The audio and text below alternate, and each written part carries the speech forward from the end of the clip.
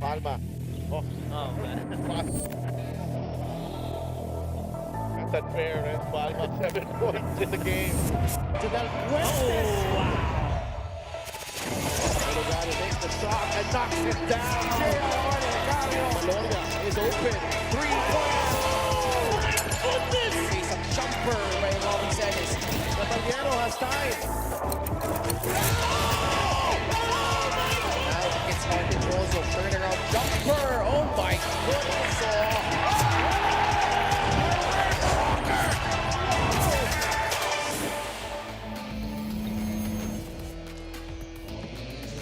Some of the scenic scenes here at the amazing province of Abra. At ngayon po, naglalakbay po tayo dito sa Bangged in the heart of the basketball crazy fans dito sa Governor Andres B. Bernos Gymnasium in Abra as two snipers will collide. Domark Mateliano hoping to regain that form he had when he boasted his best numbers in Season 4 with Muntinlupa. Kalaban, itong si AZ Soberano has found the stroke para dito sa San Juan. And it's the showdown between Muntinlupa and San Juan dito sa Maharlika Pilipinas Basketball League, ang liga ng bawat Pilipino. Naimbag na malem mga kaliga Ken Pangilinan alongside Coach Mike Perez. Coach Mike, Muntinlupa had a strong start. They have stumbled to back-to-back losses. And in front of them, another formidable foe in San Juan. Oo, and itong dalawang team na to giving a chase to the number 2 spot in their respective divisions. San Juan, of course, number 3 right now. And itong Muntinlupa naman down the south, they're also number 3. And the hope is to get a win and get that chase for number 2.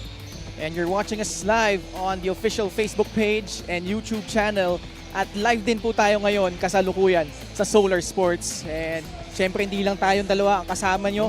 Ngayong gabi, kadwami itata ato courtside reporter nga naglaing awan sa Bali, Miss Mika Abisamis. And Mika, malayo-layo yung biyahe natin papunta dito sa Bangged.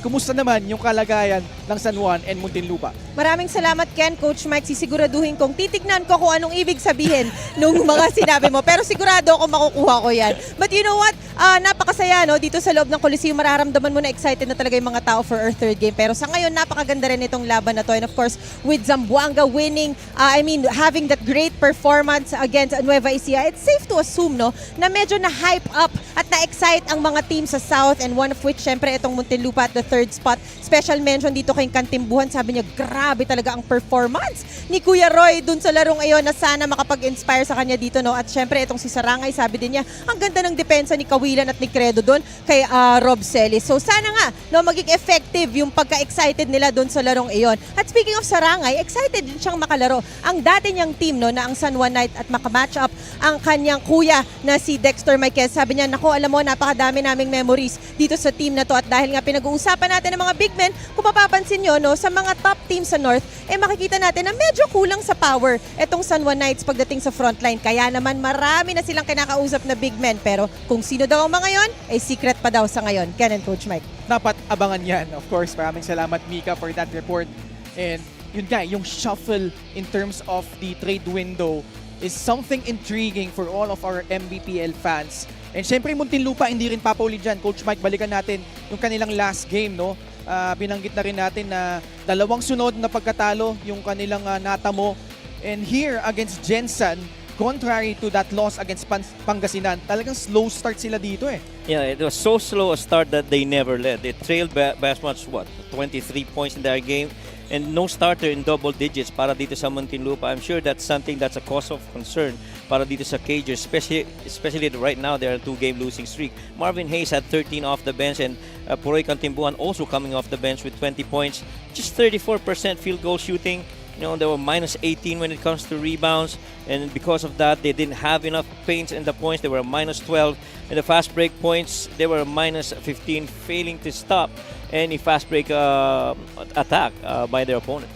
And a tough stretch for Muntinlupa in the month of June. Kalaban nila ngayon ang San Juan Knights, and it was a stark contrast to that game of Muntinlupa against Jensen. Itong San Juan naman, laban sa Parañaque, they got off to a 17-0 spurt and never look back in this matchup. Oo, totoo yan. Yung 17-0 start, hindi na talaga naka-recover yung Parañaque that time. And AC Soberano had 15 on 5 of 8 3-point shooting. Dexter Marquez had 18 at 7 rebounds. And Ron Dennison coming off the bench with 4 of 7 from 3. Arvin Gamboa had 15, and even Joseph Obalde had 14 off the bench. 53% shooting, that's pretty impressive. There was a plus 14 advantage in terms of three-point makes. They controlled the boards, and because of that, they got more second chance opportunities. 12 more offensive rebounds, leading to 16 more second chance points for the San Juan Knights. The number 3 teams in each of their divisions will clash in this North versus South Division matchup. Muntinlupa nga, so far, 10 wins and 4 losses. Samantala, itong San Juan just lurking behind Abra and Nueva Ecija with a 12-1 record. Very important, especially Abra playing later on. It's gonna be a tough matchup for them going up against Pangasinan. And Coach Mike, ano nakikita mo kailangan gawin dito ng Muntinlupa against San Juan? I think they have to defend in their transition, secure the rebounds, because definitely yung rebounds is going to be a key to the run of San Juan, and even the interior scoring. You always would love to see a pick and roll action between Orlan Wamar and Mike Calisaan, and how much more of that can they stop? Yun ang importante para dito sa Cagers. Alright, simulan na natin ang ating laban. Let's go to Miguel Perez as he introduces the starting lineups. Action continues here inside the Governor Andres B. Bernos Memorial Gym. Welcome to our second game between Muntinlupa Cagers and San Juan Knights, live on Solar Sports, the 2025 Manny Pacquiao's MPBL Season 7. Let's meet the starters, beginning with the Muntinlupa Cagers Lakan. Starting at guard, number 3, Patrick Ramos. Center, number 12, J-Boy Gob. Also at guard, number 8, the Iceman, Tomark Matiliano. Forward, number 24, Kurt Lohera. And the other forward, number 1, Marvin Hayes. The head coach for the Cagers is Gino Ludovice. Assistant coaches, Mark Dandan, Don Bautista, Chico Tirona, John Cabulong, Alvin Tanyada, and Delon Hontilano. Team managers, Vince Harder. Team owners, Kaiser Galvez, Attorney Jem C, and Aya Saicon. Here comes the starting 5 for the MPBL Season 2 champions, San Juan Knights. On guard number 13, Royce Alforque. Also at guard number 11, John Galinato. Forward number 7, Ron Dennison. Also at forward number 15, Arvin Gamboa. And at center number 2, Mike Calisaan. The head coach for San Juan Knights is Alex Angeles. Assistant coaches, Jonathan Banal, RB Mangas, James Songpin, Nat Gregorio, Paulo Gorospe, Jigs Guadamor, and PJ Maningan. Team managers, Junus Mon. Team owner, Honorable Senator Jinggoy Estrada. Reference for this ball game, crew chief, Chester David. Umpire 1, Arman Abuganda, and umpire 2, Efren Naganan. Starting 5 brought to you by 1xBet, the title sponsor of the MPBL. Your choice, your victory. Feel more game with 1xBet. Muntinlupa with Patrick Ramos, Tomark Matiliano, J-Boy Gob, Kurt Lohera, and Marvin Hayes. San Juan rolling out with Royce Alforque, John Galinato, Michael Calisaan, Arvin Gamboa, and Ron Dennison. And the referees for this ball game, Chester David, Armando Abuganda, Efren Aganan, and fourth man is Ariel Arce. And a very important matchup for these two teams, as both want to keep in step with the teams ahead in their division. Binanggit ko na nga, no, San Juan lagging behind Abra and Nueva Ecija at the moment. Muntinlupa is also trying to catch up Zamboanga, who lost to Nueva Ecija, and Quezon, who's now at number 2. Yeah, and as much as possible, you want to, stay in that top 4, top 5 situation so that you get favorable advantage later on. At kung kinakailangan naman na mag-exert ng effort, hindi na ganun kabigat because you've kept that high standing early in the season. Kurt Lohera to Marvin Hayes. The spin, Ramos inside, Alforque. Great defense on that trip. Now this is going to be interesting how Patrick Ramos, we all know how good he's been to start the season para dito sa Cagers. But to be going up against the top guards of San Juan, this is going to put to a test kung ano mga natutunan niya at nagagawa pa niya inside the floor. This is something that San Juan has done magnificently in the last 7 games. Those assists have come in handy for them. Omar Patiliano, sidestep, great extra pass. Lohera has not shot the ball well from the outside. And it results to a miss, a foul call on the Cagers. Actually, if you look at this season between these two teams, assist-wide, hindi ganun kalaking differences. See that drive right there, beautiful feed inside to Mike Calisaan. Assist of the game brought to you by 1xBet, the title sponsor of the MPBL. Your choice, your victory. Feel more game with 1xBet. And that's what we talked about at the top of the coverage, that roll action by Mike Calisaan is pretty much potent scoring opportunity para dito sa San Juan Knights. Calisaan, no good on that jumper. Yeah, you're better off with Mike Calisaan taking those elbow shots than he is on the roll. He's so much dangerous on a two-man game, middle of the floor, and then he's rolling just down on the middle. It's tough to stop him once he catches that ball in the paint. Foul committed by San Juan. Baseline inbound for Muntinlupa. You know, at one point, itong Muntinlupa shot 40% from free in their first 6 games. That number has dipped down tremendously. Although they're still at number 1. Pero ngayon, 33.2% na lamang yan. So, yung shooting nila, at least in the last 8 games, talagang malaki yung naging drop-off. But that time, Kurt Lohera with a long 2 ties the ball game up at 2 apiece. And I guess you can attribute that to the teams that they're going up against are getting a little bit tougher now for Muntinlupa. And so, defensive schemes are a lot tougher to finish, to figure out. As you see again, Mike Calisaan, like what we said earlier, a roll in the paint with no dribble at all. That's pretty much sure scoring para dito kay Mike Calisaan. And itong Muntinlupa, much as we love how they started, they've got to be able to ride this strong storm that they're gonna go, especially at the against the top teams. Galinato snatches that ball away from Marvin Hayes. Alforque to Arvin Gamboa.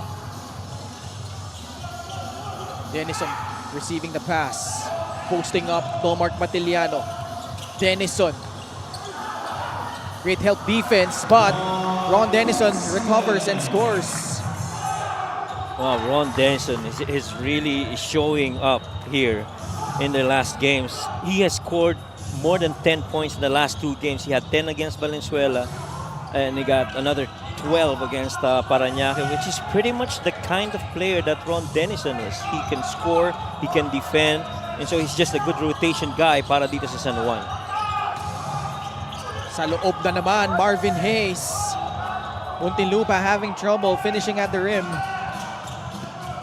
Galinato, skip pass to Alforque. At the post again, Denison this time. Lohera tasked to guard him. Denison, baseline drive. Nice pass. Kick out, Calisaan. Alforque, 4-3, too strong. Foul called on San Juan. And twice what we've seen so far. Instead of moving ball around on the middle ball screen, just like this one right here between Galinato and Calisaan, you're not going to stop Mike Calisaan full force down the lane with that much strength. Play of the game brought to you by 1xBet, the title sponsor of the MPBL. Your choice, your victory. Feel more game with 1xBet. I was gonna say na yung San Juan, at least for the last 2 possessions, really just going to the post and trying to facilitate from there instead of the usual middle ball screen action. Ooh, that was a tough shot.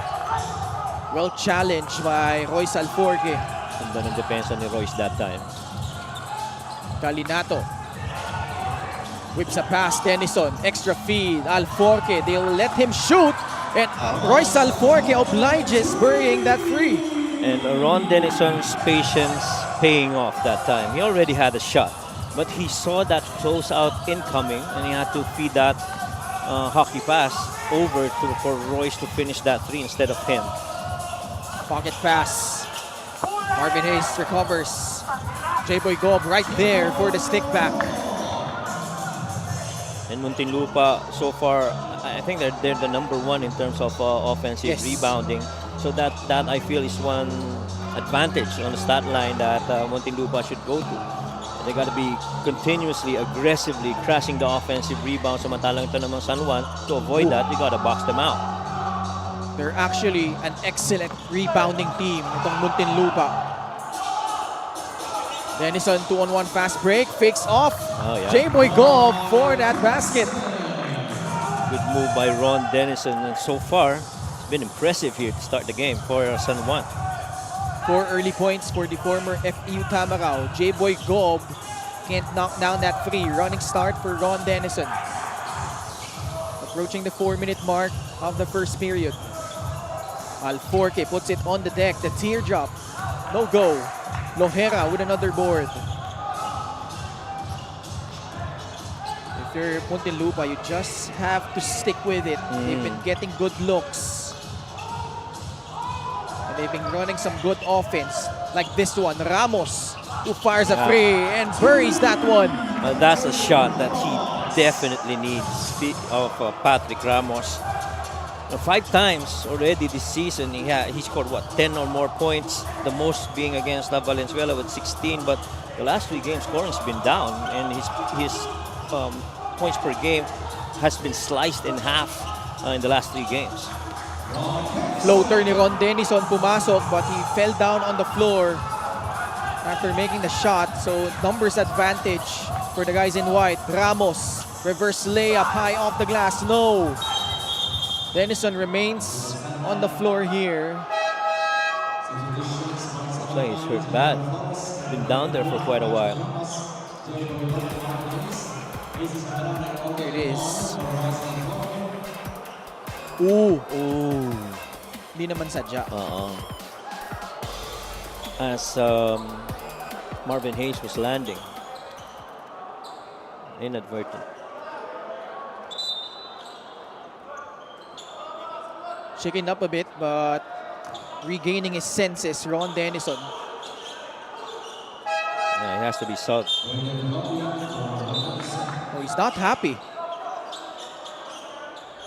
Because he was down there for so long. So that's mandatory. He has to be replaced.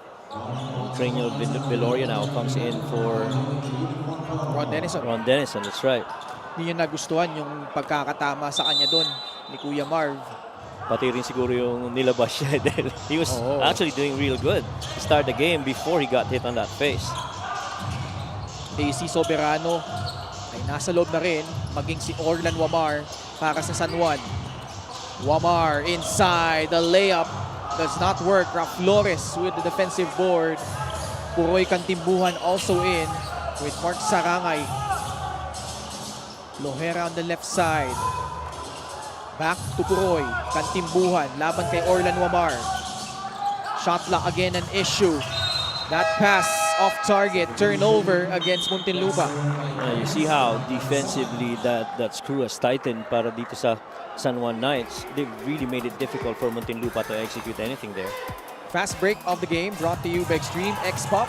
Personal karaoke speaker, everyday karaoke. Nice pass. Galing yon kay Gamboa, setting up Dexter Marquez for the reverse layup. Marvin Gamboa, who normally would average about less than just a shade under 1 assist per game. What a beautiful pass. 8-point lead enjoyed by the Knights. Raf Flores, entry pass, Sarangay, not a clean catch. In trouble, spins away from the defense. And just too much discomfort on that possession. Gamboa dumukot at nakasungkit ng foul laban sa Muntinlupa. Flores whistled for that foul. Nice feed right there. Ending up with Marquez. Good vision by Gamboa. Yeah, his growth has been immense for San Juan. LGR is the official outfitter of the MPBL. In his first 7 games, Coach Mike, as we have a look here at Senator Jingo Estrada, unang 7 laro ni Arvin Gamboa only averaged 4.3 points on 27.5% from the field. But he has picked it up in their last 6, 10.2 points on 50% shooting from the field. Oo. And makikita mo talaga yung yung number of attempts niya nag-increase din. And so, this is a guy who doesn't care whether he missed the previous shot or not. So long as that shot right now is available for him, Arvin is always gonna take it. Kaya nag-i-increase yung production niya, just like what you mentioned, almost double. From 4 now is almost 10 in the last 5 games. And clearly he understands, if you guys are leaving me free and questioning my scoring ability, I'm gonna make you pay, which is exactly what he's done in the last 5 games. Di lang yung scoring ability. The way he makes decisions on the fly, That's right. his improved handles, the way he can attack the basket, draw defenders, and create situations for his team has been invaluable to this rise by the San Juan Knights. Isama mo pa dyan yung rebounds. It's right now, he's the 3rd leading night rebounder for their team. He's got almost 5 rebounds per game. Top of that being Kalisan, who's got 7 rebounds per game. Great drag screen by Marquez. At dahil dyan, libre si Soberano para sa 3. Rare miss. Wamar inside. The smallest guy on the floor getting the offensive rebound and the putback. That one is just, I'm sure Muntinlupa would not want that to happen again. You have to be able to box out. Roy Kantibuhan right there. Tinahe yung lane at umiscore. Nifty move from Kuroy. Another pass leads to his basket by the resident San Juan Knight, Joseph Ubalde. Guys playing hot potato right now for San Juan. I'm on a good spot. I'm gonna give you that ball because I feel you got better scoring opportunity. And that really just quickly rotates yung depensa. Yun ang nagpapahirap eh. Mark Sarangay skip pass. Ron Lastimosa jacks up a free and nails that one. That's one guy they definitely would need to start scoring. Ito si Ron Lastimosa. 8-point lead for San Juan. 10 seconds remaining in the opening quarter. Orlan Wamar using that Ubalde screen. Foul given up by Puroy. That's their foul to give. Kaya sayang kasi si Puro yung nag-give up ng foul eh. He knew he got beat. And once you get beat on that middle action with Orlan Wamar, you know there's a lot of catching up kasi ganda ng vision tsaka yung mga rollers nitong San Juan magagaling din eh. Very critical defensive possession for Muntinlupa right now. Marquez, a second remaining. The floater will bounce off the rim. A great way for Muntinlupa to close out the first quarter because San Juan kept pouring it on here in the first 10 minutes of game action.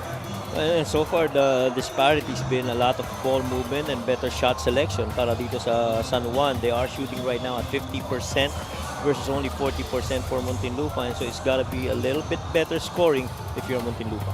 Ron Dennison had a good start to this one. But Orlan Momar and the bench mob of San Juan equally impressive. Joseph Ubalde with a basket. First quarter coming to a close. San Juan with the driver's seat over Muntinlupa 20-12.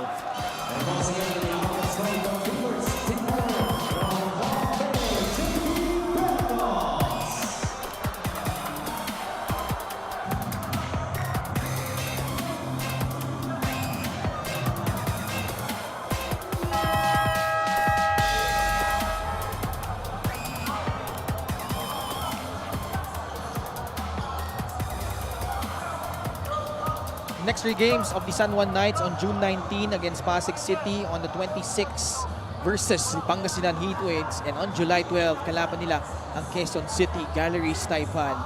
And now let's check in with Miss Mika Abisamis. Coach Alex Angeles is appreciating the work ethic of his boys now more than ever. Specifically, the tandem of Orlan Wamar and Mike Calisaan, probably one of the best no-look pass duos of the league. Sabi ni Mike, kung wala si Orlan, hindi rin siguro ganito ang performance ko. Akala ko, ang ganda na ng chemistry namin dati. Pero mas gumaganda pa. Kaya sinasabihan ko din yung mga bago kong ka-teammate na masanay din kayo kay Orlan. Basta hawak niya ang bola, kahit di niya kayo tinitignan, abangan nyo na.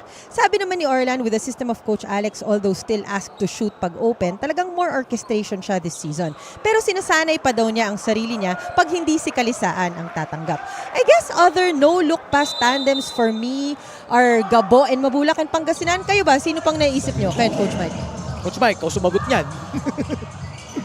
Pero yun nga eh. As thank you Mika for that report. Yun yung nakakatakot sa San Juan, Coach Mike eh. Because, under the new system of Coach Alex Angeles, there are so many things that they can still unlock. And Orlan Wamar so far, one of the leading guys in assists, 8.3 assists. That playmaking has really been the story in their last couple of games para dito sa San Juan. Yeah. At saka, maganda yung pinapakita nila, nila dito. Speaking of San Juan. But before I answer Mika's question, I'd like to say that getting to doing the point guard role is something that was new to Orlan Wamar this season. You have to remember the previous seasons, for a good part, wing yan shooter 3, no? But now nakikita mo he was dishing more assists, and that transition was not really that easy because in his initial 7 games this season, he averaged almost 5 turnovers per game. But it was more concerning because nag-i-increase time after time yung kanyang turnovers. But then again, there was that adjustment that he made in the last 5 games, where right now he's only averaging 1 turnover per game, and you just see yung sinasabi nga ni na Coach Alex na yung preparation at tiyaga nitong mga players niya, including this duo of Kalisaan and itong si Orlan Wamar. And I do have to agree, that's, to me, in my opinion, that's the #1 two-man game, middle of the floor guys in Orlan and Mike Kalisaan. Others, siguro kasi normally sinasabi, bigs and small I like the small to small. Minsan, nangyayari yan, I see with LJ and Judel Fuentes for Quezon. There's the small to small slip screen that happens. But pretty much if it's small and big, I'd definitely go with Orlan Wamar and Mike Kalisaan. Those two are deadly in that action. Alam mo si Mika, pinawian ako agad pinag-isip ako You're on the spot. I got past that, now it's your turn. Alam mo sino naiisip ko actually? It came at the top of my head as Puroy Kandimuan scores, cutting the lead down to 6. Si Alex Cabagnot saka si Eman Calo in transition. Naalala mo yung isang buhay in the back pass? Hindi lang na-convert ni Eman. This is not garbage time minutes. Joseph Ubalde with 4 points off that feed. Another one. And you have a roster that goes as deep as Joseph Ubalde that's contributing. To me, that says a lot about the buy-in of the players on the culture and the system of Coach Alex. And this is probably one of the reasons why they're on the top 3 teams right now in the North. 8-point lead enjoyed by the Knights. Signature pull-up shot by Viloria does not work. Running start for Puroy Kantimbuhan. Slams on the brakes. Pulls it back out to Flores. Flores is one guy that they desperately need him to be that J.R. Flores of that Bataan game where he shot, 7 of 9 3-pointers in that match. You're gonna need that kind of production from him. At 25 points is MPBL career high. Lastimosa jacks up a shot with the clock winding down. That was actually a good foul because Hoberano was already ahead. Wide open for that transition layup. Assist of the game is brought to you by 1xBet, the title sponsor of the MPBL. Your choice, your victory. Feel more game with 1xBet. That action is called a Spain action. That's a stack a version of a 3-man involving 3 guys. Pero ang layo na ni Orlan Wamar bago yun na naipasa dun sa ilalim kay Ubalde, timing rin yung chin screen Kong Mayor JB Bernos, nasa likod lang pala natin. And of course, Boss Mike Acosta. Kong Mayor really loves this game. That's why he's here early. Understands exciting game ito, San Juan versus Muntinlupa. Nakaagaw ang Muntinlupa. Puroy attacks the basket. Ni Yoyo pa. Another acrobatic finish from Puroy Kantimbuhan. Agree. Wamar agad naman bumawi sa kabila. Magtutungo sa 15-foot line for 2 shots. Ibang class yung pagkakatapos ni Puroy Kantimbuhan. And that's pretty much just classic Puroy Kantimbuhan. Fast break of the game is brought to you by Extreme X Play on-the-go speaker. Take your music anywhere. Yan yung mga point guard na pag tiningnan mo, primarily scorer talaga pero nakakapag rin ang point guard chores niya, just like this guy right here, Orlan Wamar. They're missed at the line for Orlan Wamar, shooting 85.3% from the free throw line. And when you look at his numbers across all the stats, he's actually a pretty good perimeter shooter, pretty good three-point shooter, and an 85% free throw shooter, which you mentioned. And legit, scorer talaga si Orlan Bamar. Ang delikado dyan, uma-assist pa. Kasi right now, he's the #1 assist guy para dito sa San Juan. And so, if you have a player that's your one of your top scorers, very efficient on the field, and he also leads in assists, mabigat yan. You know, at the moment, Coach Mike, the bigs of Muntinlupa having trouble finishing around the basket. They've had multiple looks in the paint.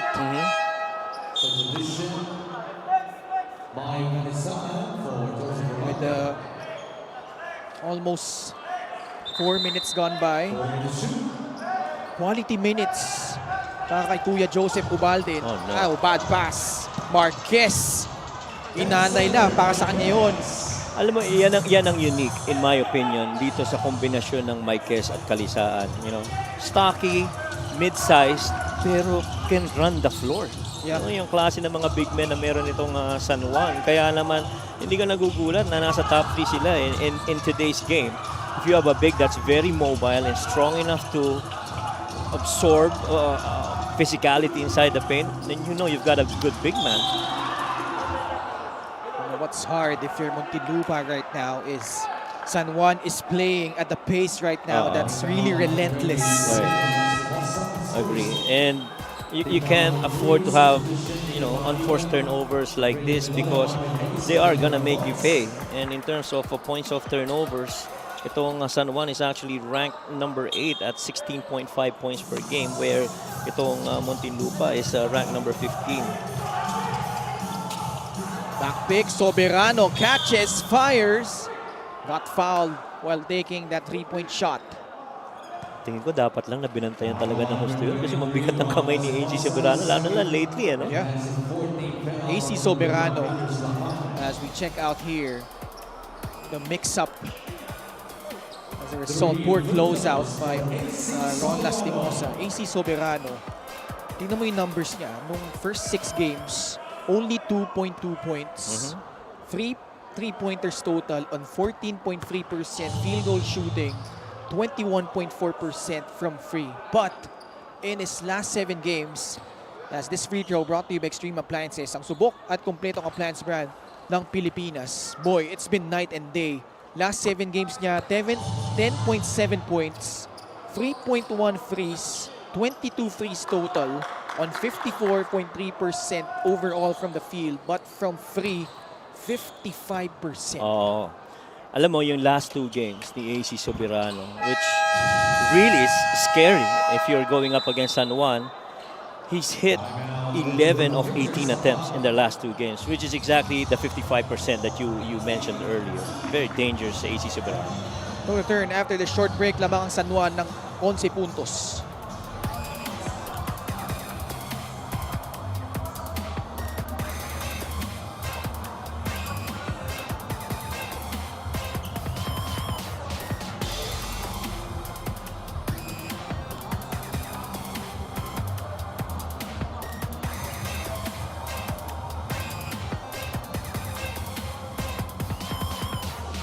Special deal from OneXBet. Scan the QR code and claim your special offer.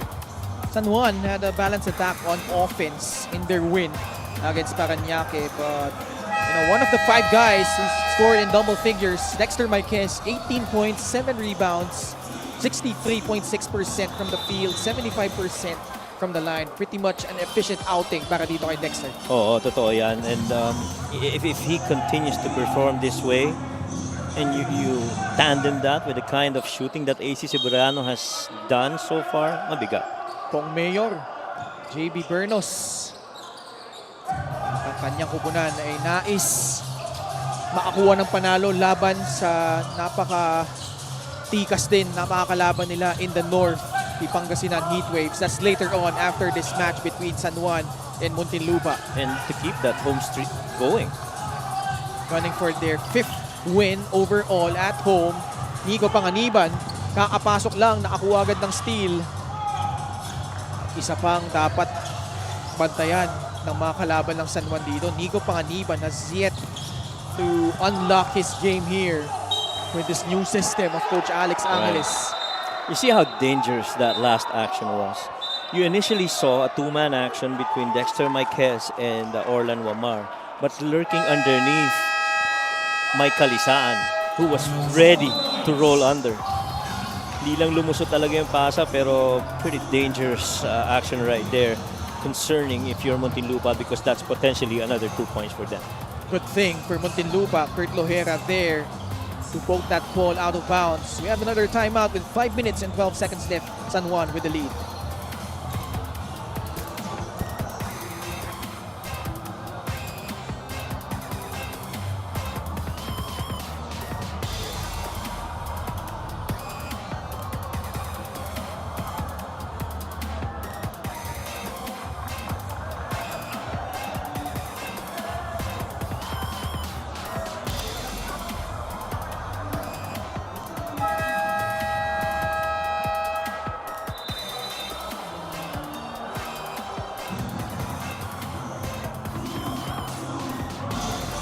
Gixer, fan of the game, born for greatness. Ang ating mga Ilocano na avid fans ng Abra Weavers nandito na po. Nagdadagsaan na sa loob ng Governor Andres B. Bernos Memorial Gymnasium in Bangued, Abra. Catch and shoot 3 by Orlan Wamar. Won't work. Sa bandal, pupukol din. Short. Oh, wow. Another offensive rebound by the Knights. At the post, Marquez. Hook shot. No. Foul given up by the Cagers.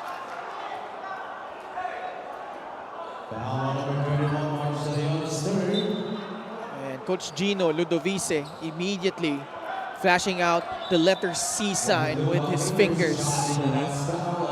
Which means a coach's challenge coming up. Not agreeing with that last foul call on Dexter Marquez. At the moment, the Cagers having trouble dealing with the firepower of the Knights. We'll pause for a break. We'll be back for the result of this challenge.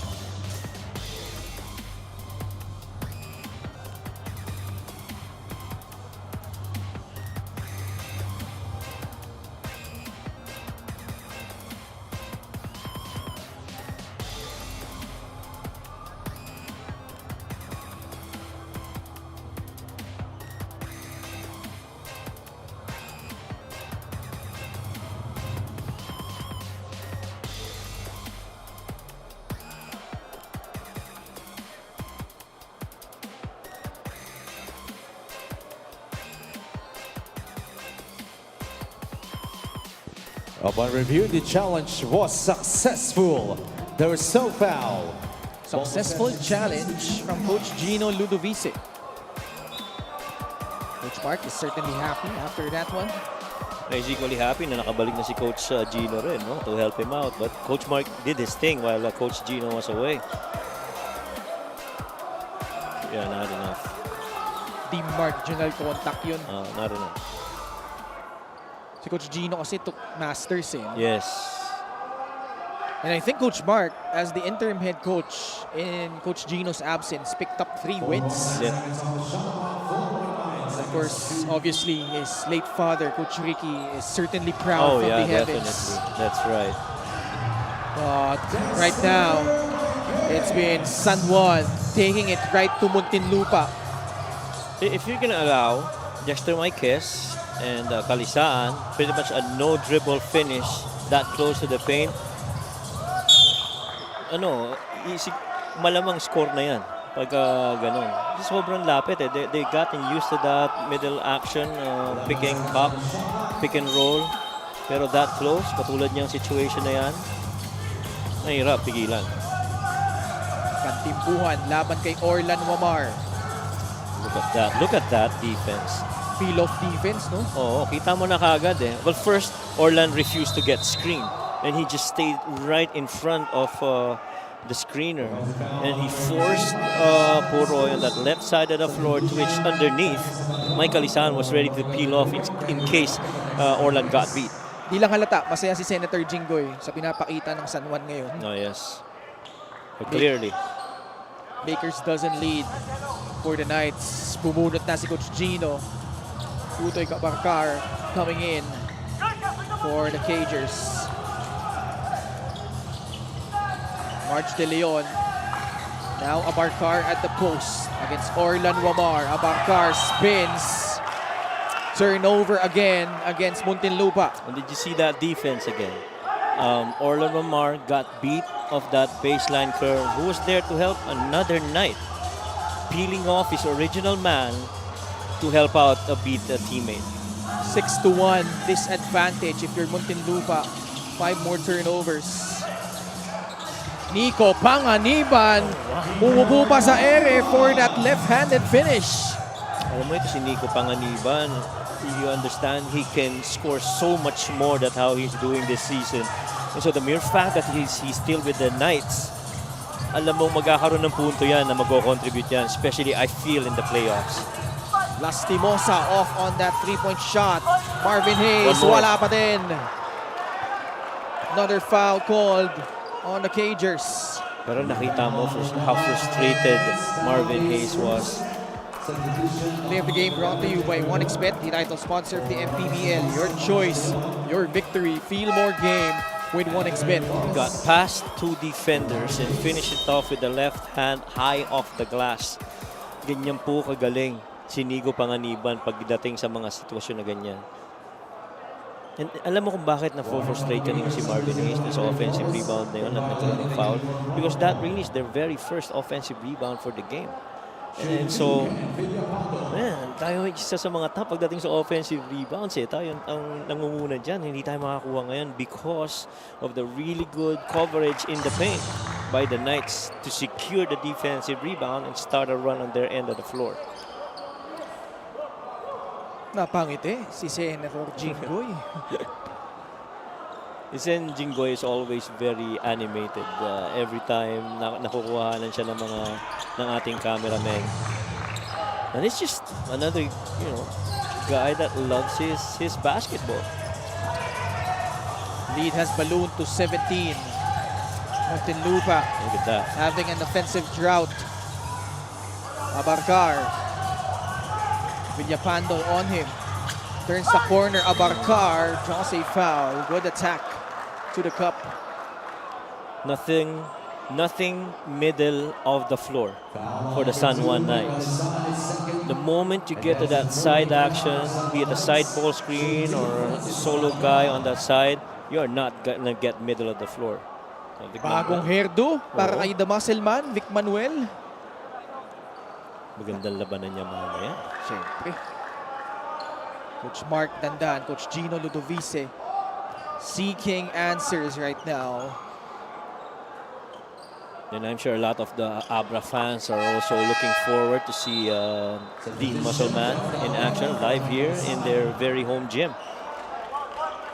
That was the first basket of Muntinlupa since the 7-minute and 13-second mark of quarter number 2. So scoreless for more than 4 minutes. Jeff Tahonera, short stab, will not go in.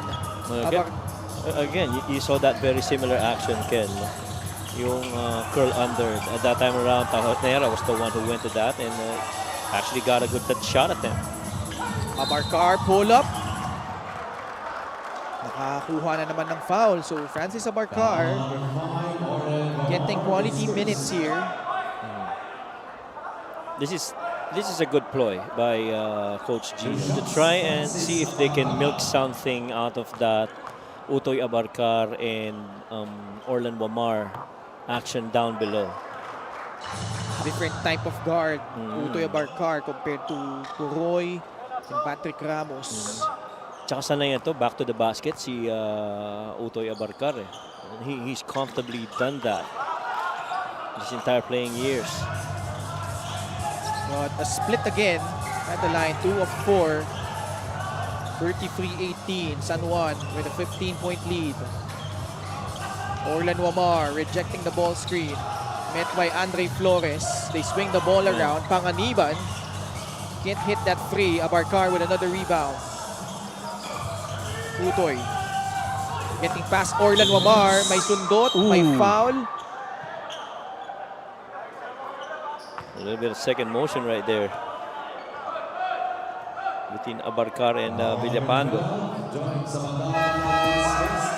Another good attack by Utoy Abarcar. And that's just how good a guard Utoy Abarcar is. We talked about no middle para dito sa San Juan. He got to the middle that time. Utoy having some words. But I think si Jeff Tahonera pa yung kausap niya, no? Yeah.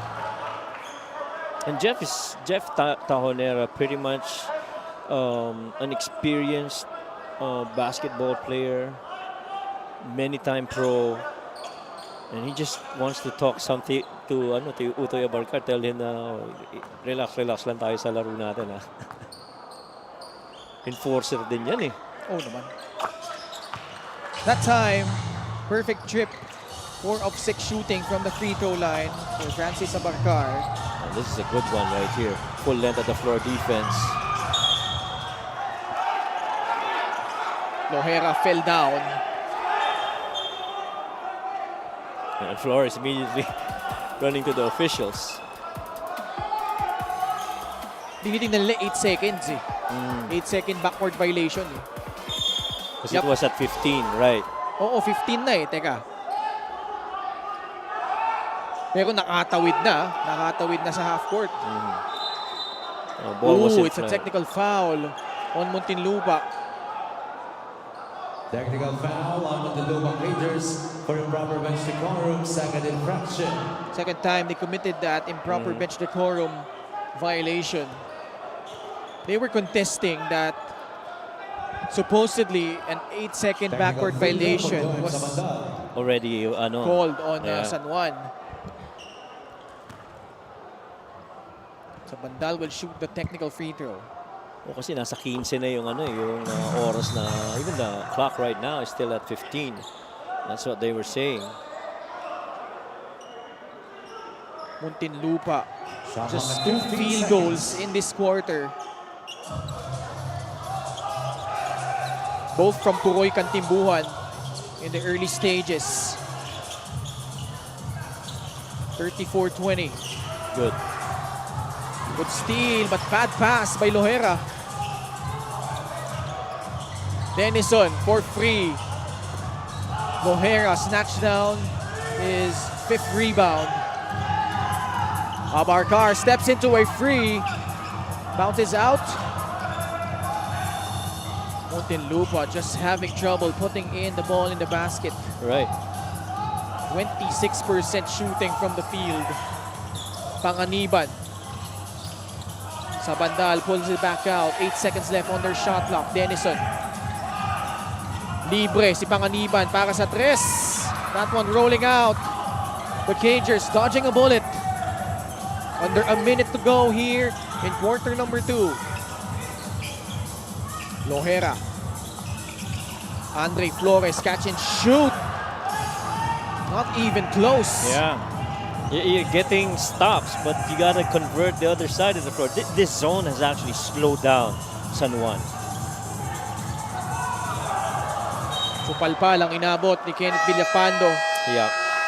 And those were what? I think 3-4 empty possessions rather straight in succession para dito sa San Juan Knights, and that zone has really caused problems on how they execute their offensive set. San Juan calls for time. Their lead by 14.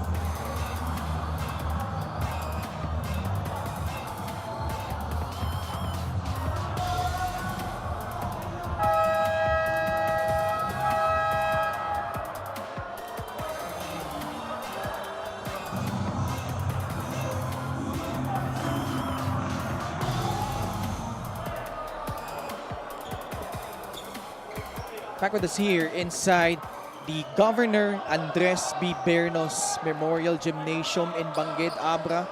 Second game of our Saturday triple header between the number 3 ranked teams in their respective divisions. San Juan though with a big lead but a good stop. Lohera attacks, lost it. Off his leg or off his thigh I should say. They're getting stops but they're not getting conversions off of it. Yan ang nagiging challenge eh. Imagine that, 4 straight stops and 0 points of turnovers. Last shot time for the Knights. Denison, 8 seconds remaining. Soberano got tripped by Utoy Abarcar, both teams in penalty. Foul number 2, Francis Abarcar, penalties first. 2 San Beda boys going at it. Different generations. But AC that time had a good read of that lane being open because Utoy was already ready to defend against him on that wing and treated that as a closeout, and you gotta attack that back.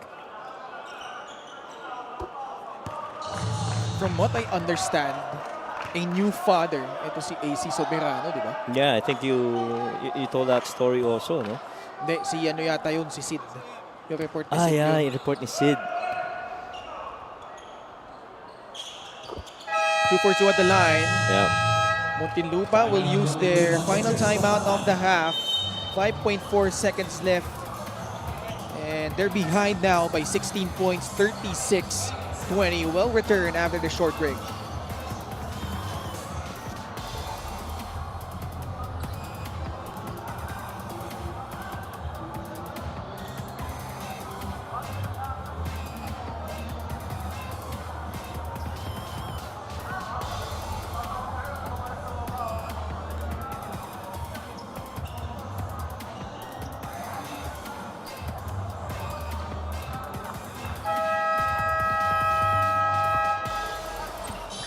Next 3 games of Muntinlupa not gonna be easy. On June 21, they will travel to Pola Mindoro to face the Mindoro Tamaraws. On June 30, against the undefeated Nueva Ecija Rice Vanguards. And on July 10, they will go up against the Pasay Voyagers. What a brutal schedule for Muntinlupa. Not to mention the 3 games after that. They're getting Binyan, Quezon, and Pasig. Sunod-sunod pala talaga, no? Oo. Kaya nga napaka-importante makapag-execute sila. Lohera, the heave from around 30 feet does not go in. Second period comes to an end. It's been a disappointing first half to say the least for the Muntinlupa Cagers. San Juan exerting their dominance. And the Knights seeking their 13th win. And at the half, they are up over the Cagers 36-20.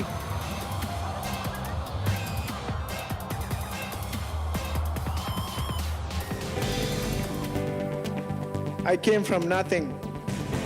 Just a small boy from streets of General Santos City. No shoes, no food, no chance, just a dream in my heart. From flyweight to junior middleweight, 8 divisions. Thank you. Mabuhay ang Pilipinas. Mabuhay ang bawat Pilipinong nangangarap at lumalaban. This is our victory. This is our story, and the best is yet to come.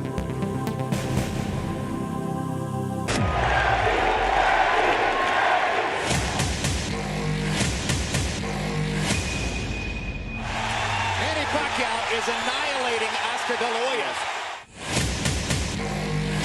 That is the most spectacular one-punch shot of Manny Pacquiao's incredible career.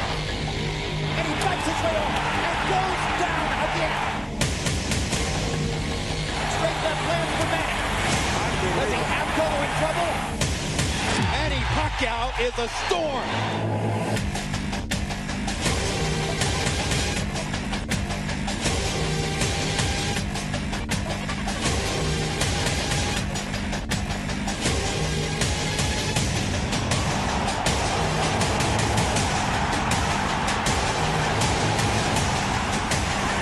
Another huge left hand by Pacquiao. Punch after punch after punch. And he finds the straight left hand. And there's the punching bell. Look at the brilliant accuracy of Manny Pacquiao, landing with both right and left hands.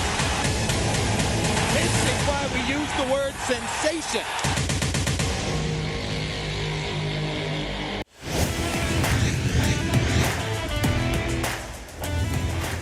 Back at the Governor Andres B. Bernos Memorial Gymnasium in the beautiful province of Abra for your Maharlika Pilipinas Basketball League. My name is Mika Abesamis, and right now I am joined by Sir Vincent Harder, the team manager of the Muntinlupa Cagers. Sir, this is obviously one of your hardest challenges so far, no, since you started the season. I guess ang tanong ko lang, I can see naman the collective effort, pero sino ba yung mga gusto mong mas i-push pa sa second half, sir, para maka-improve itong score nyo? Yeah, maybe we're looking at si Jera Flores, si Mart Barrera na mag-step up, no? And also yung mga reserves namin, no? So, sabi nga, it's been a tough month for us, no?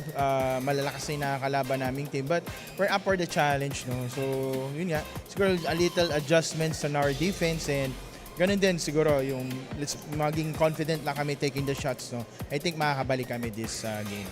Maraming salamat, sir, and thank you for your positivity. Meron ka ba mga gustong batiin at pasalamatan? Unang-una, pinasasalamatan namin si Kong J.V. Vernos and his family for welcoming us here dito sa Abra.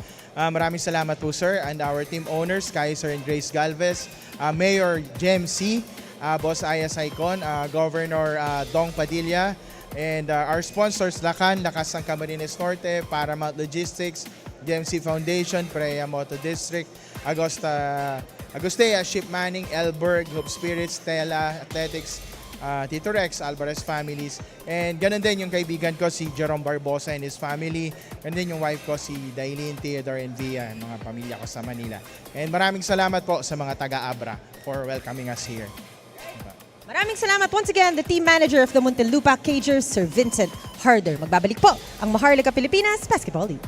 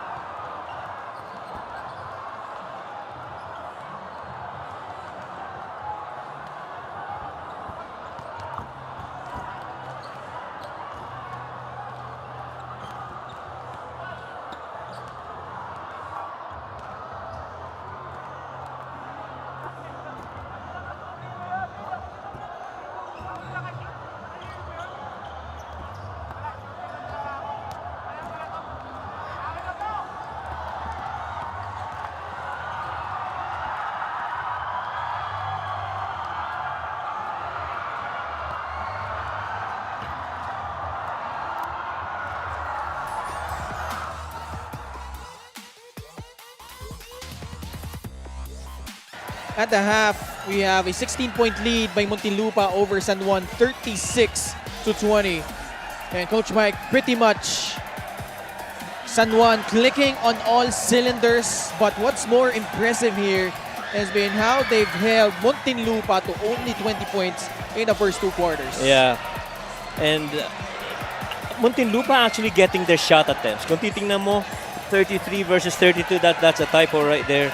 33 versus 32 plus 1 pa nga sila sa attempts eh. Pero pagdating dun sa mix, sobrang advantage para dito sa San Juan. The free throws was a huge disparity. That's almost a plus 6 attempts for San Juan over Muntinlupa.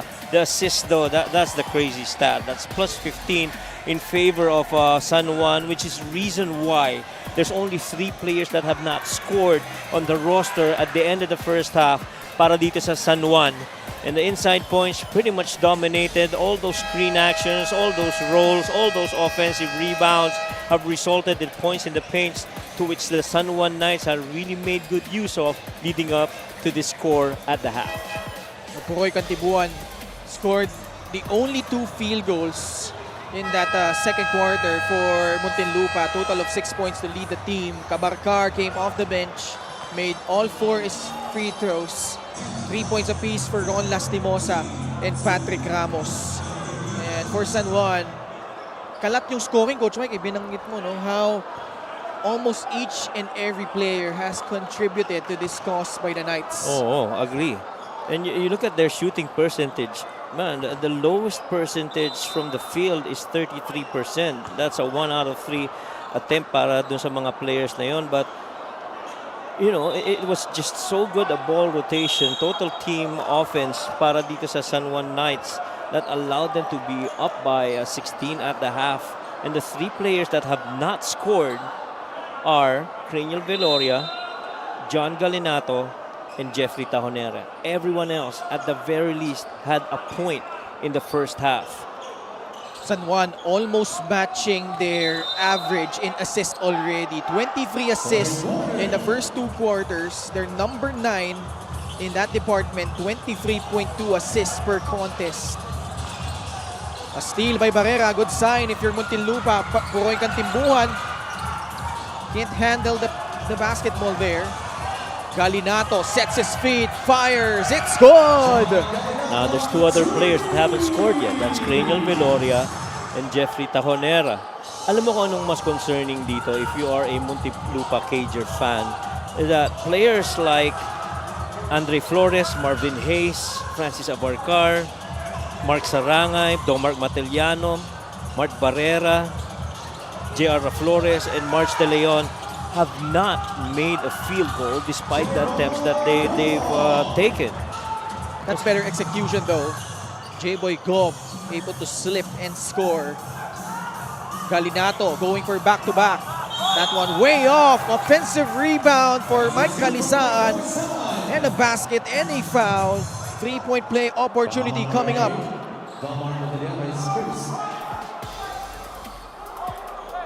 Just staying active on that offensive glass, just being available at that moment. And itong si Mike Calisaan had the double-double scoring on the in his first 11 games. Yeah. Single digits in the last 2 games with more managed minutes against lower tier teams, kaya hindi siya umaabot doon sa double digits na production. But really, that's intentional on the side of the coaching staff of San Juan. And so you see that almost every game is double digits. It just shows you how much of a potential scorer for the future games itong si Mike Calisaan. Assist of the game brought to you by 1xBet, the title sponsor of the MPBL. Your choice, your victory. Feel more game with 1xBet. And ang ano pa dyan, yung shooting percentage ni Mike Calisaan is ang taas. It's roughly 50+%. And the reason being is that he's actually 67% from the field, 67% from the perimeter. And the reason being is that he gets that ball pretty close to the paint, just like this one right here. So ganyan yung mga puntos ganyan yung mga puntos ni Mike Calisaan This is where I feel like, Coach Mike, we will get a sense of what Muntinlupa is made of. Down by 22, a tough stretch, clearly frustrated. How will they handle this kind of adversity? Yeah. Mark Barrera can't get the bounce. And this kind of game of high stress levels, a lot of expectations. Naramdaman nila dito sa mga recent games nila, especially in the losses.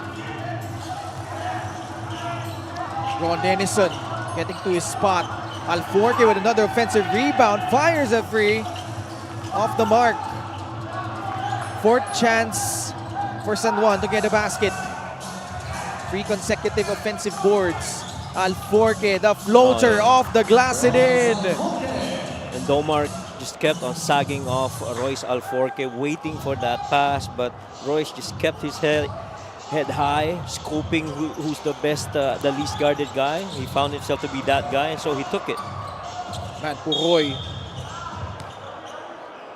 just begging to be subbed out right now. It's been a frustrating third quarter for Puroy Kantibuan. In the first half, he was pretty good. He's 3 out of 4 from the field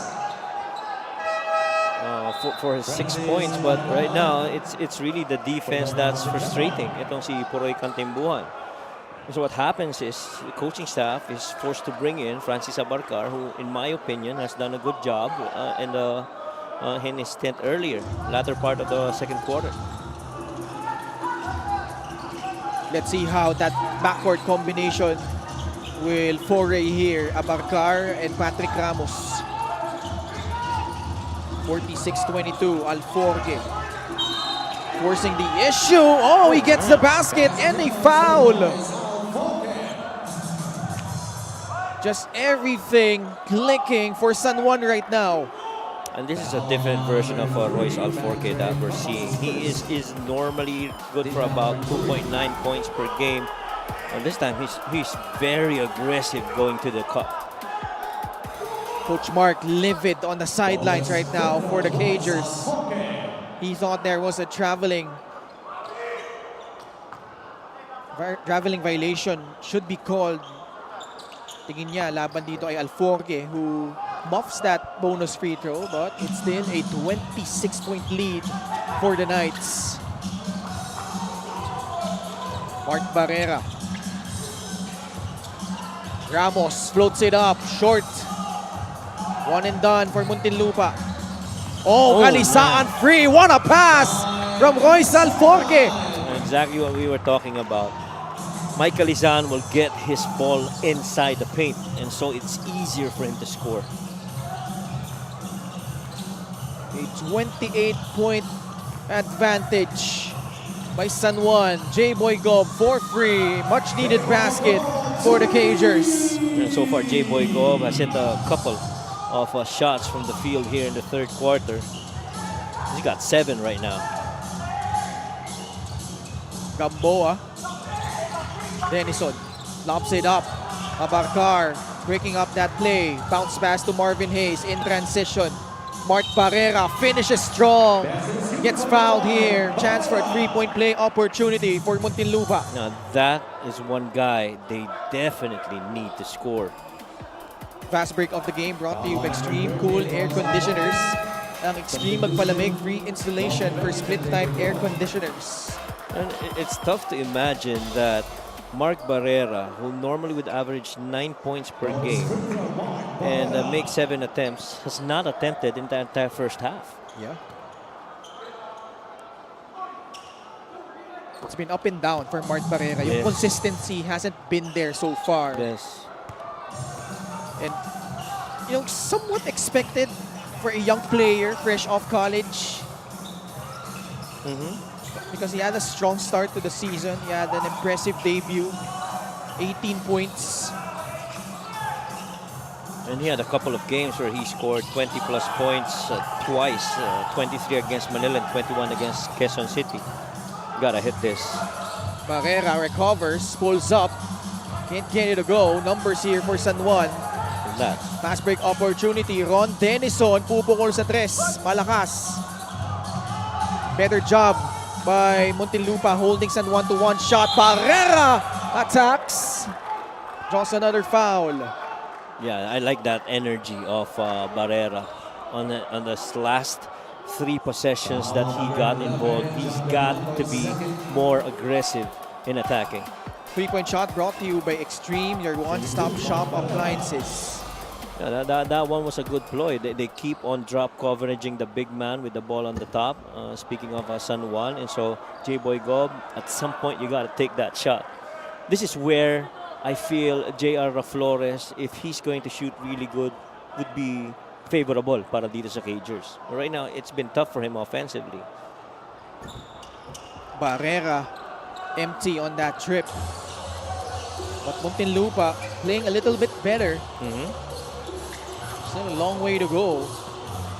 Facing a 22-point deficit past the halfway point of the third period.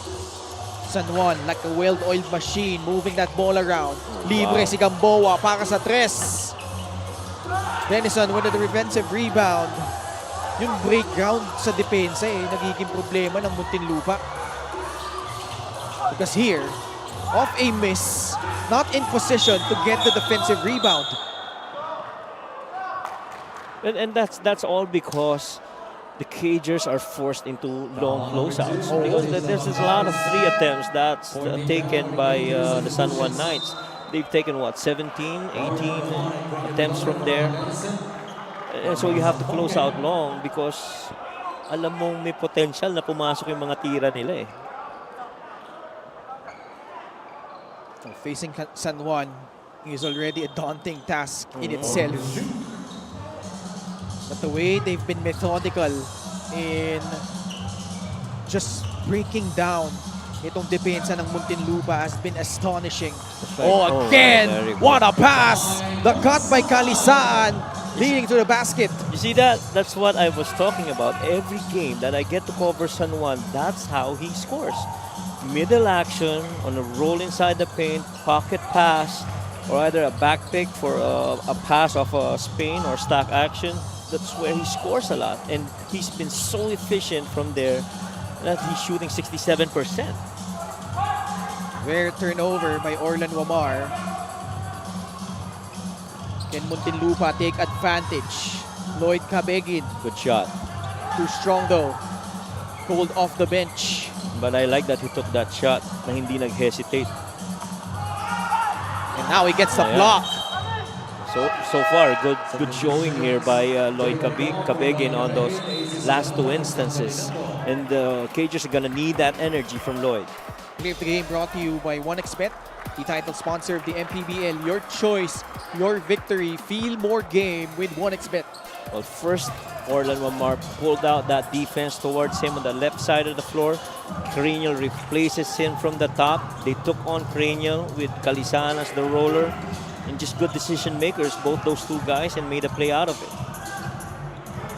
J-Boy Gob whips a pass to Marvin Hayes. Gamboa. Kita mo yung pagkakalak na yun. Oo. Barrera off target. Offensive rebound by J-Boy Gob. 10 seconds remaining on their shot clock. Barrera, release pass. Abarcar fires a 3. Way off the mark. So shot making is going to be a challenge for Muntinlupa with this lineup. Definitely. Orlan Wamar slithers down the lane. Gets bumped by Francis Abarcar. Napaka-slithery nito si Orlan Wamar no? I mean, ilagay mo sa 2-man action yung dalawa, si Orlan tsaka si Mike Kalisaan. Ang bigat talaga. LGR is the official outfitter of the MPBL. Man, Orlan Wamar, he also struggled to begin the season for the Knights. Only averaged 9.6 points, 33.3% from the field in his first 6 games. But has really picked it up. His numbers now 17 points, 3 frees a contest before that scoreless outing or 3-point performance against Val City. Although hindi na kinailangan yung production niya doon, no? He did not even play against Parañaque. So those are a good string of performances galing dito kay Orlan Wamar lately for the Knights. At saka San Juan, I think in their last 2 games, they tried to manage the minutes of some of their obvious starters. Shot clock violation against Muntinlupa. 26-point lead. Now do you come back from this? I think that's the question. You know, the defense has not slowed down a bit. It's still that tight. Wamar, that time, that pass telegraphed. Marvin Hayes goes up strong for the layup, his first field goal of the ball game. Finally, they break into double-digit scoring in this quarter. Before that, they only scored 8 points. Crossover, Arvin Gamboa. Oh, wow. Dexter Marquez. Pinagpaglang si Patrick Ramos doon. Ang bilis to get to a spot. Ang lakas kung kinakailangang gumamit ng upper body strength. That's just the kind of big men that the San Juan Knights have in Marquez and Calisaan. Pretty ironic that Muntinlupa, number 1 in terms of offensive rebounds. That's exactly what's been killing them right now. San Juan, a masterclass on the defensive end as well. They actually are not doing so bad offensive rebounds. This is a 9 and 11 2-point advantage in that stat line for San Juan Knights. Pero yung conversion back end, na ma-convert mo into second chance points. And I guess, to your point, kung kayo number 1 offensive rebounding at alam nyo ang halaga ng offensive rebounding, dapat nape-prevent nyo yung kabila na kumuha rin ng offensive rebounds. Marquez at the line. Second leading scorer for San Juan this season. If there's one knock on Dexter Marquez, he's averaging roughly about 3 turnovers per game in their last 6 games. And so, while he is not afraid to commit those mistakes because risk-reward siguro ang tinitingnan rin nila na sa side ni Dexter Marquez. Pero at some point, those turnovers are gonna matter eventually. 58-30. Marvin Hayes, 4-3.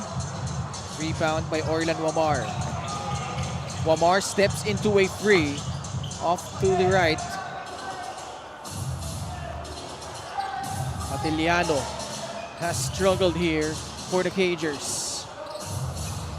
J-Boy Gob open for that mid-range jumper. Wala. Matiliano, great effort, getting them another possession. Mark Parera floats it up and in. Kailangan talaga nila si Mark. And his point production, he had nothing in the first half. Right now, ilan na ba siya? He's got 5 already in the game.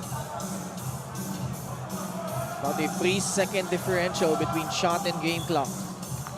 Pocket pass. Oh, sublime passing from the San Juan Knights. I give you a good pass, you got a greater look.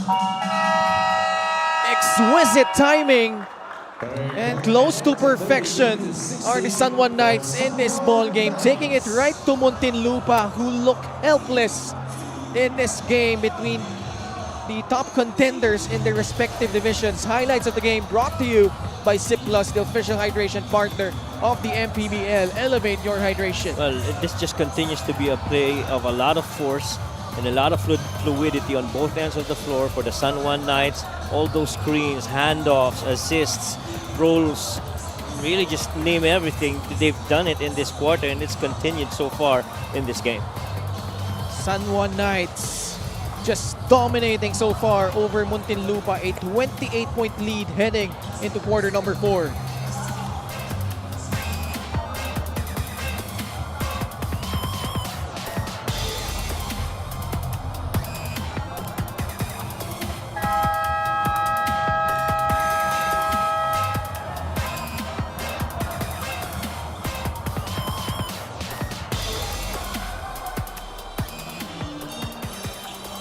Last game of Marvin Hayes against Jensen rather, 13 points, 7 rebounds. All of his points coming in the second half. And for more on that, let's go to Mika. Coach Mark Dandan, despite being number 1 in rebounding, admitted they have slacked off sa larangan na yan lately. Sa assists din, I guess some things that they need to fix in their last quarter to at least get closer. With the situation right now, nagsalita ang nag-iisang Marvin Hayes sa kanyang teammates. Lahat ng team may kalakasan at kahinaan. Hanapin natin ang butas. Kung sila sanay sa oval at tayo ay sanay sa putikan, dalhin natin sila sa putikan. Subok lang. Only Marvin Hayes could get away with these words. Let's hope for the best. Ken, Coach Mike. At yan yung exact reason why they brought in him rather, at the last minute. Ito si Marvin Hayes. You know, that wealth of experience. And that could come in handy dahil nga test of character na ito para sa Muntinlupa. Badly outscored by San Juan in each of the first 3 quarters here, Coach Mike. As a matter of fact, they never got to 15 points in any of the quarters, with the 8 being the lowest. And you know, to that report of Mika, I mean, you understand how experienced this guy Marvin Hayes is, but you just love the messaging. I mean, that was direct to the point. Kung sanay sila sa oval, dalhin natin sila sa putikan. It is pretty much, you know, pahirapan rin natin sila. Oo. No? Naglalaro tayo sa court nila, doon tayo sa court natin na putikan. Yun ang gawin nating laro. First free throw, a miss from Marvin Hayes. Free throws haven't been pretty for Muntinlupa as well. 5 out of 11. And the thing is, they've rarely gotten there, and their misses are not helping in their scoring. Soberano, just his first appearance in the second half. Not like he's been needed so far. Yeah. Others have picked up the slack. Ubalde, fadeaway jumper, short. Marquez with another stick back, and it's a 30-point lead for San Juan. Based on that last offensive rebound of Marquez, I don't think it's the foot speed that's beating them on the offensive rebound. It's really more of the body strength of Calisaan and Dexter Marquez and even Ubalde. Beating them to the spot and getting to that rock. Lohera can't hit the free. Orlan Wamar goes to Cranian Viloria. Against Kurt Lohera, Ubalde providing that pick. Cranial inside the paint, short. And look who got the rebound. Cranial Viloria himself, and setting up Joseph Ubalde and doubling up the scoring here. 64-32 over Muntinlupa. And look who's moving his feet. That's Joseph Ubalde. And man, I'm just so impressed at how Joseph has actually shown up in this game. And the defense as well, hindi yan matatawaran sa panig ng San Juan. Another steal. And Muntinlupa just looking lost right now. Everything much has been pretty uncomfortable in their offensive sets. Oh. Well, it's become uncomfortable because they're forced to spots on the floor. That's tough to work. Oh, wow. Pabantang tira pa yun, Joseph Ubalde. Napangiti si Senator Jinggoy. Patrick Ramos with a nifty move, but this lead still massive at 32. A miss from the outside. San Juan. When you look at their numbers, Good the block. thing that stands out to me, Coach Mike, as a good block by Muntinlupa has been the number of assists. Because bagong sistema under Coach Alex Angeles, medyo nag-struggle sila sa simula. As Joseph Ubalde committed that foul. Assist of the game brought to you by 1xBet, the title sponsor of the MPBL. Your choice, your victory. Feel more game with 1xBet. And going back to my point, ayun, assist right on cue, Coach Mike. First 6 games na San Juan, only average 19.8 assists. But in their last 7 games, they have upped that to almost 7, 26.1 assists during that span. Yeah. And doon mo talaga makikita na they are starting to reap their efforts early in the season and the trust in the system. Sure, they went to that a run where medyo may adjustments. I mean, I said earlier, even Orlando Mar had these adjustments, committing a lot of turnovers. But over the last 6 games, he's been able to address that. But now, if you look at the numbers in this game alone, attempts pretty much the same, but more trips to the line, more rebounds, more assists, more steals, lesser turnovers committed, more points gotten off turnovers, more help from the bench. In almost every key stat line, the Knights have actually outperformed the Muntinlupa Cagers. And there were conversations, Coach Mike, that even though they won their first 9 games, talking about San Juan, hindi rin sobrang impressive eh. Kasi lahat halos dikit as Kurt Lohera scores for Muntinlupa, a 3-point play opportunity coming up. But, you know, ever since that loss to Nueva Ecija, they have turned the corner and found their stride. This was a good attack on the fast break by the former LaSalle Green Archer, Kurt Lohera. And I like that you brought that up, because at the start of the season, I think the first 2 games were Cebu and Mindoro, no? So those 2 games, you kind of, yeah, that's the San Juan Knights. They're gonna, you know, lead that with a big point, or at the very least, be winning it convincingly. But these guys really just won by 2 points against Cebu and 5 points against Mindoro. And so doon na nanggagaling yung, wait a minute, diba?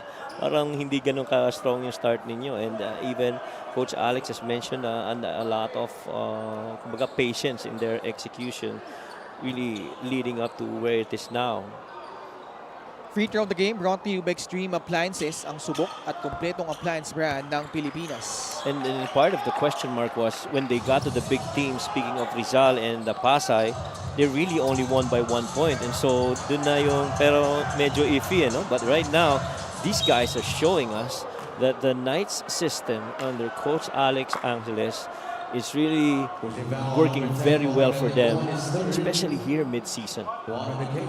Also, you got to give credit to Joseph Ubalde, who has stepped up with the absence of Fafare, Reynel Hugnatan. That is right. Amen to that, Ken. Kasi itong minutong na-earn niya ngayon, binanggit ko na nga kanina these are not garbage time minutes. I think in last 2 games nila, was it Valenzuela Val and City. Val City and Parañaque? He had good numbers as well. So this is the 3rd consecutive game for Joseph Obalde that he scored in double digits, and to be doing it against the Cagers in this kind of game speaks highly of his involvement offensively for the Knights. And also, when you view San Juan right now, Coach Mike, I think other guys have settled in their roles already. Sila, yung mga young guys lalo, no? Sila Joem Sabandal, Royce Alforque. Kasi nung simula, nangangapa pa sila eh. Yung transition from collegiate to pro, alam naman natin, hindi yan ganyang kadali. But, dagdag mo pa dyan yung sistema ni Coach Alex, very intricate. But boy, you got to give credit to the coaching staff of San Juan. Coach Alex, Coach RB Mangahas, Coach Tantan Banan, who's a former coach here in Abra. Oh, yeah. Coach Nat Gregorio. And when you talk about, you know, the different types of players, that as we see Orlan Mamar going to the dance right there and get blocked, makikita mo yung importance ng good mix of youth, peaking players, and experienced players. And I feel yung model na meron dito sa San Juan is very similar to the model of Abra. Na may magandang mix ng ganong mga players, di ba? May mga bata, may mga veterano. Oo. Yung mga veterano nag-share dun sa sa mga young guys, and the young guys now, you know, just providing that much needed energy and production and activity on the floor. And those 2 teams have yet to face each other this season. San Juan and Abra. That should be a mouth-watering matchup in the north. Oh, without a doubt. I mean, I'm looking at the schedule. We don't have their schedules yet for Abra and San Juan in the next months. And I'm hoping it comes real soon, because a lot of the fans are looking forward to that kind of matchup.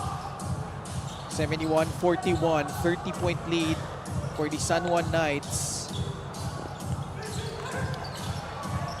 Orlan Omar catches, fires off target on that 3-point attempt. One thing that cannot happen though to the Muntinlupa Cagers is to lose that edge. Yes. No, kahit na natalo ka ng tatlong diretsong games, make this what? Potentially this would be their third straight loss. That edge cannot be, mawala, because that's what got you there in the first place. Because at least in their first 12 games, Coach Mike, they looked really good. Yeah. The chemistry was palpable. You could feel it. Oh. The guys like each other. Yung togetherness. Oh man, what a pass by Orlan Omar. And that's why I kept saying earlier that this is where we will see during this tough stretch how much they're made of. Kasi syempre, chemistry lalo pag nananalo kayo, laging nandyan yan. Play of the game brought to you by 1xBet, the title sponsor of the MPBL. Your choice, your victory. Feel more game with 1xBet. And that really is you speaking as a player coming from the experience of yung mga ganong, nagkaroon ka rin ng mga teams na ganon, no? And so, very important yung stay even kill and stay the course. Malayo pa ito. You got a good start, but more importantly, you got to prepare for what's ahead and finish a little bit stronger. Kaya nga sana kami ni Avi Palanya magkaroon ng chemistry. Wala pa kaming panalo sa liga namin. May kakilala yata ako nagtuturo ng chemistry kasi yung chemist yun eh. 3-point shot, knockdown, may Nico Panganiban. And I'm looking at the numbers. This could potentially be the lowest output of a game by Muntinlupa. Let me see. Yeah, it is. Alam mo, hindi na natin masyado namalayan yan. They only have 41 points. That's right. Their most recent loss was at 59 versus Pangasinan, where they lost by 7 points. Muntinlupa, let's remember that Muntinlupa prior to this game was winning an average margin of 14 points, which is pretty decent, and losing by 8 points. And so, isipin mo, very winnable games. But the last 2 games have been above 8 points. Jensan Warriors, they lost by 18, and this one's still developing, and this is going to be pretty huge. Right now it's at 36. And how much does this break you, or how much does this make you if you're a Muntinlupa Cager? It's up to Coach Gino Dodovice, Coach Mark Dandan, and the rest of their coaching staff to right the ship. Because, this is obviously a very disappointing defeat, Coach Mike. But this is just one game. Agree. And that's going to be their third straight loss. They have time to regroup. And that game in Mindoro, that's going to be a big one on the home floor of the Tamaraws. Because I feel like they can match up better with Mindoro. Of course, Boss Vince Harder always supportive of Muntinlupa through the highs and the lows. Special deal from 1xBet. Scan the QR code and claim your special offer. And now that you mentioned it, yung support that they're getting from Coach Vince Harder, the coaching staff, the management, the sponsors, it's always going to be there. And ganun naman sila Coach Vince, even sila Boss Kais, and really just a tough response that's needed from the Cagers right now. Good news is this happens mid-season, and there's a lot of opportunity to change. And I'm sure they're also looking forward to what's next come the window. Who are they going to take? How is he going to help us? Is he going to blend in? Those questions would have to be answered considering where they are now. Gixer, great move of the game. Born for greatness. Andre Flores winning that one through. The proud son of Coach Bert. Who I remember had a solid stint with Quezon City at one time, to see Andre Flores. Back then was coached by Doon nagkakamali si Coach Egay din. Si Coach Egay nga Season yata 5 pa yun, hindi yung last season. But how about the San Juan Knights? Just another day in the office.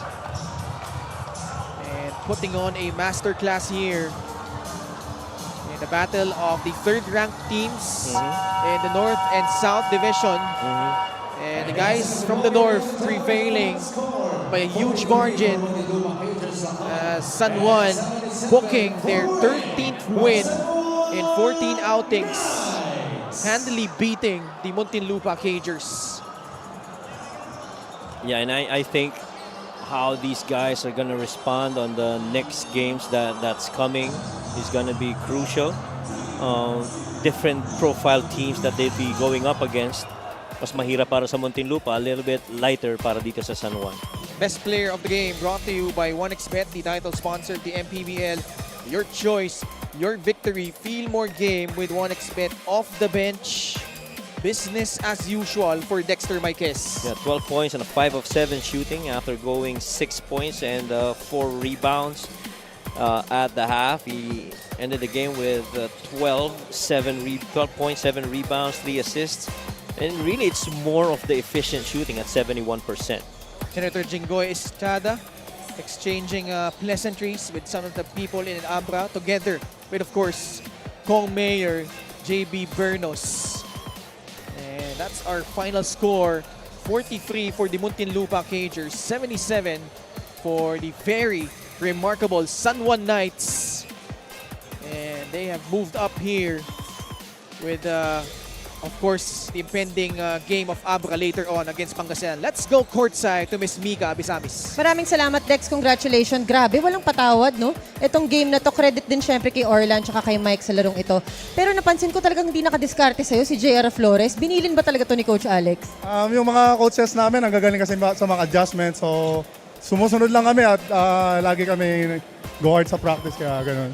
Dex, sa pag-usapan mo yung coaches nyo, no, kumusta naman kayo as a team ngayon? Lalo na yung mga bago mong kasama, no? Kumusta yung chemistry nyo? Anong nararamdaman mo pag sa mga practices ganun? So, nagja-gel na kami. So, yung mga bata, hindi na nahihiya. So, nagpag-communicate na, nagsasalita na sila.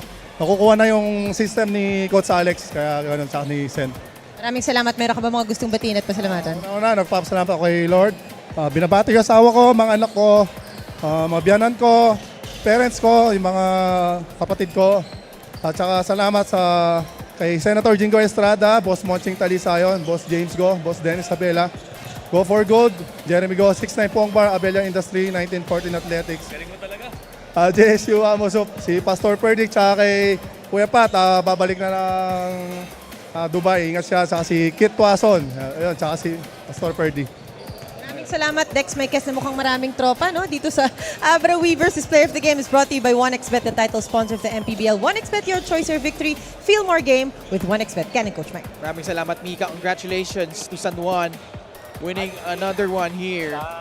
And up next, the colossal matchup in the north. The Pangasinan Heatwaves try to invade the home turf of the Abra Solid North Weavers. Huwag po kayong aalis. Magbabalik ang Maharlika Pilipinas Basketball League, ang liga ng bawat Pilipino.